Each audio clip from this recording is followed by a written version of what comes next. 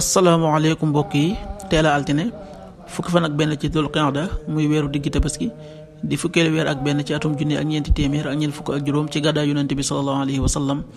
dëppoo ñaar fukki fan ci weeru mee ci atum ñaari junni ak ñaar fukk ak ñeent fukki fan ak benn bokkul ci lim yu fàtte lim bu rafet la kon tey ci altine ji rafet na li ñu ci gën a taamu mooy ku ca watu wala ku ca daloo altine ju nekk sunna la ci ku ko man mu woor ko ñaanu bis bi yow yàlla maa ngi lay ñaan nga musal ma ci jàngoro siti ak ndof ak ngaana ak mboolem jàngoro yu boni allahumma inni a'udhu bika min albarasi wal jununi wal judami wa min sayyi al asqam allahumma inni a'udhu bika min albarasi wal jununi wal judami wa min sayyi al asqam xadiisu bis bi yonent bi sallallahu alayhi wa sallam nee na yéen ñëpp ay sàmm ngeen te kenn ku nekk dees na ko laaj la mu doon sàmm xadiis bi Buxaari nettali na ko qaala rasulullahi sallallahu alayhi wa sallam kullukum raa'in wa kullukum mas'ulun an ra'iyati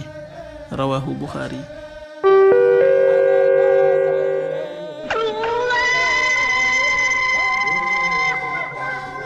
waxtu julli yi suba waxtu dana tàbbi 5h25 juróomi waxtu yu tegal ñaar fukki simili ak juróom tisbaar 13h31 benn waxtu wu tegal fanweeri simili ak benn takkusaan 16h31 ñeenti waxtu yu tegal fanweeri simili ak benn timis 19h30 juróom-ñaari waxtu yu tegal fanweeri simili gee 20h41 juróom-ñetti waxtu yu tegal ñeent fukki simili ak benn loolu mooy waxtu julli ci Touba ak li ko wër.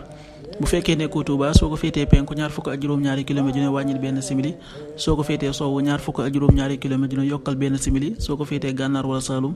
téeméeri kilomètre dina yokkal benn simili jant bi dana fenk 6h40 juróom benn waxtu yu tegal ñeent fukki simili di so 19h26 juróom-ñaari waxtu yu tegal ñaar fukki simili ak juróom benn yàlla na nu yàlla nangul te nangul leen amin